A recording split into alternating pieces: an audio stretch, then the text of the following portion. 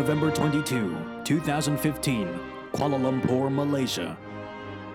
At the 27th ASEAN Summit, the leaders of the 10 ASEAN member states signed the Kuala Lumpur Declaration on ASEAN 2025, forging ahead together.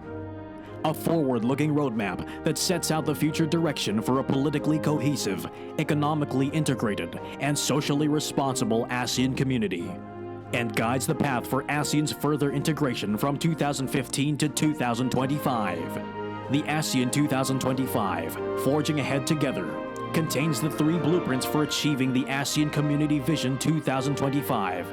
These blueprints have action lines and strategic measures that seek to complete key goals within a specific time frame.